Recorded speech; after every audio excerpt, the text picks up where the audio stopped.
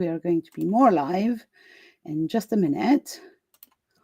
So bear with me, all of you who are watching from YouTube, because there we are. We are not live on Facebook yet, but now we are. Hello, everyone. I'm Isaiah Gabriel. I'm hosting the Women Lighting the Way Summit that is happening, tomorrow. I'm so excited.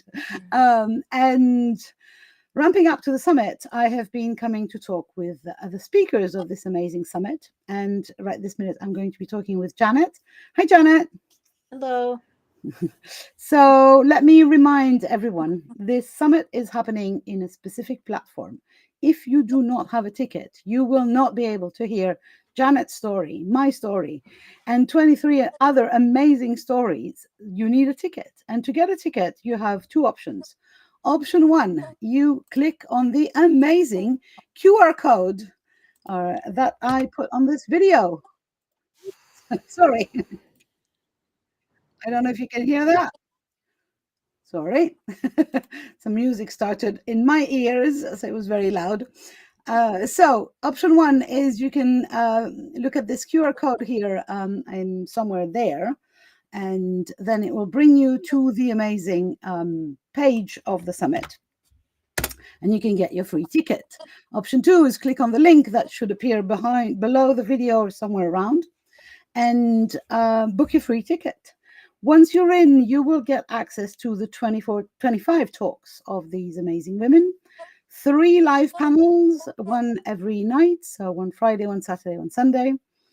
You will also get access to some freebies, the opportunity to enter 25 giveaways and get some presents from our amazing speakers, and basically join the community. So don't stay in the cold. Come play with us and listen to these stories. I would like to remind everyone that there's also the opportunity to really, these live panels are an amazing thing that we get to actually talk with each other, the speakers, and really kind of dig deeper in a lighter way, if that makes sense. So more au naturel, let's put it this way.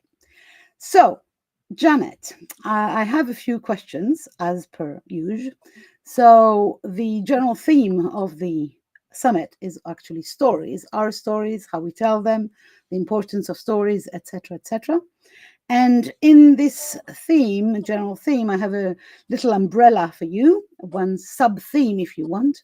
And your sub theme is, drumroll, adventure, which when I told it to you earlier on, you were like, no surprise. There has been a lot of serendipity. So for each theme, I have 2 questions. One is the deeper, more serious question, and the other one is a lighter one. Let's start with a deeper one, which I don't remember, so I'm going to go and read it. Okay. So, what is the most unexpected place a bold decision has taken you?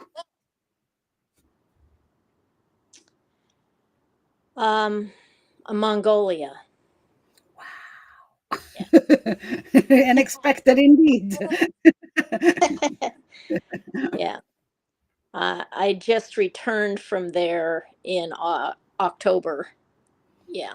So, yeah, that was my latest urge to go to Mongolia. And people go, "How do you even know about these Yeah, places?" I was going there as well. I was going to why Mongolia? Where did what? Sorry, what? I have just this desire within me for many, many years to go to these remote, wild places Mm, on the planet. And I want to be with the people and know how they live and mm, experience their life. And yeah, this one I've only known about for about 3 years, but it came to fruition already. Some of them have been in my, in my mind and my heart that I need to go there for 20 years. mhm. But this one was pretty recent and everything just fell together. So that's where I, that's Bold where, indeed. huh? Bold decision Oh, indeed. yeah. Yeah. So I was with the nomads of Mongolia for 2 weeks. Great. Yeah. Wow. What's the weather like? The first It question that was, comes to mind. yeah, it was warm there, and which is why I went when I did, because I don't do cold well, and they got to minus 60 degrees last year in the winter. And there's Whoa. no way I could even do minus 40 or 50, which is their normal, but they got down to minus 60. Sorry, So just to make it clear, we're talking Celsius or Fahrenheit degrees? that would be Fahrenheit degrees. Okay, Yeah, that's better. minus That's 40. better. I had my heart stopped there for a minute. Sorry, I'm in Celsius in my head. Like minus 60. Yeah, I know that exists on the planet, minus 60 Celsius. And I think it's yeah, in Mongolia indeed, but yeah, it's some specific places, not like their usual one. right. Okay. Yeah. No, I'm not sure I would do cold that way either. No, no. And on the whole, of course, this is you're not going to tell me everything in one sentence, but on the whole, was this bold decision to go on that Mongolian adventure a good one? Oh, yeah. Yeah, absolutely. Yeah. Yeah, it was an amazing adventure, and I would like to go back. I was on the Mongolian steppes, and I was in the Gobi Desert.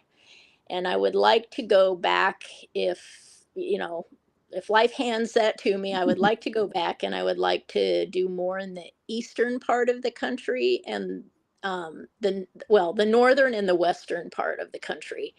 Yeah, I think the eastern is a little more civilized and more croplands, and I don't really feel like that's calling me so much, but it's the Hmm. wild places that I want to go.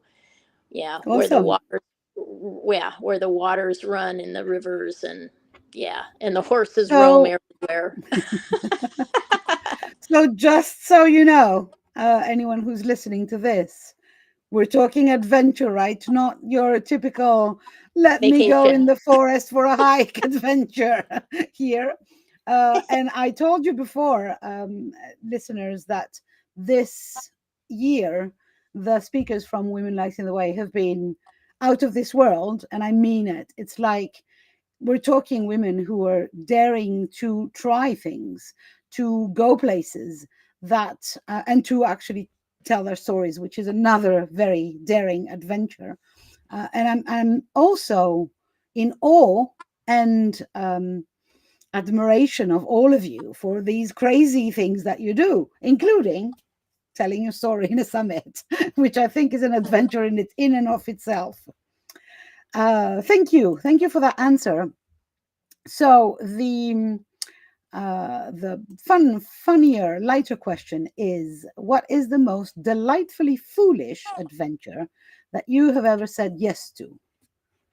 Something on the other end of the spectrum of, hey, let's do this Yeah. crazy thing. Well, the thing that rises to the top is also very recent, because when I left Mongolia, I went to Thailand, and I actually went to a place where there's 7 layers of waterfalls that go up a mountainside. And at the Wow. second pool, I hiked all the way to the top, and then I came back down and went into the second pool, where there's these little fish that eat all the dead skin off your feet. And so that was really great. In fact, I'm going to climb Kilimanjaro in February. And after the climb, there's another place called the Chinka Springs that I'm going to go to, and those fish are there too. So I'm going to go let them Oh. chew on my feet again. So now you're getting the fish spa treatment all over Yeah, the place, right? yeah. Yeah, that is fun. That is fun. I actually did one of those, but in a stupid aquarium in Greece, and I Okay. hated it absolutely. So, but maybe if you enjoy it, that's good for you. Yeah, it tickles at first. I had never had anything Yeah. like that before. I just did this in Thailand, and it tickled at first, and then I got used to it. And some of them it's like, ow, you really bit on that one. But by and large, they did a great job on my feet. Yeah, kind of you then end up having baby feet again, like Yeah. brand new. But they only do feet, do they? Or do you plunge yourself altogether? No, I didn't go swimming. I just had my legs in up to my knees. Yeah. Okay, just I'm yeah. not I'm not really a swimmer. That's really I'm a fun. walker. I find interesting that in the midst of a very, let's call it serious adventure, like, big trip, Mongolia, Thailand, so you inject small doses of foolish fun, like the fish spa. And for me, it shows that there is, in life, there is no, it's not either or. It's not either we do the serious stuff, and we have to focus and be concentrated, or we can do the foolish, crazy, fun stuff. We can do both at the same time. And that's a very relaxing thought, I think. Is there anything that you want to add on the topic of adventure that comes to mind that you think is a good idea to share with the people, or Um, I want to ask, in fact, were you always an adventurous person? yes. Ah, because there's people who kind of bloom into adventurers. Yeah. Very early on in my life, I learned and grabbed onto the idea that it's I need to do any opportunity that comes my way. So because of that, the world opened and there's all these incredible things that I would have never even thought of. But if the door is open, I'm going to go through it. I love that. I love that. Thank you. That's a Yeah. very, very good advice also, for anyone, because there's nothing happening in our comfort zones. There's nothing Right. happening under the duvet, right? So Right. things, crazy, fun, amazing opportunities only happen to people who open the door and dare the wild, dare the adventure, Yeah. however And big or small, whether I it's a wouldn't fish be who spa. I am. I wouldn't be who I am without having all of those, just like all of the trauma stuff in my life, right? They've all shaped me. Yeah. I love that. That it's, they've trapped you, but at the same time, you kind of chose the adventure of it. Right. So Yeah. thank you very much, Janet. Don't go anywhere. I'll just Okay. do some promotion again, and then I want to say Okay. a proper goodbye to you when I turn off the live. So thank you very much for Thank coming to you. talk with me. Thank you to anyone who's listening. Remember, if you want more of this and you enjoy this way of going deep into our stories, come and play with us. We begin tomorrow morning, 11 a.m. Paris time, which I don't know. You do your time zone. I just can't anymore. And we go on for the whole weekend. There's one whole week of free replays because these stories need some integration time. You can't just listen to 25 stories in a row, I think. We need some breathing time. We need some really getting into these incredibly powerful and courageous stories that the speakers have entrusted me to share in the Women Lighting the Way Summit, fourth edition. I'm so proud and so grateful at the same time for this opportunity. Thank you to each and every one of you. Bye for now. Bye, Janet. Bye. Thank you.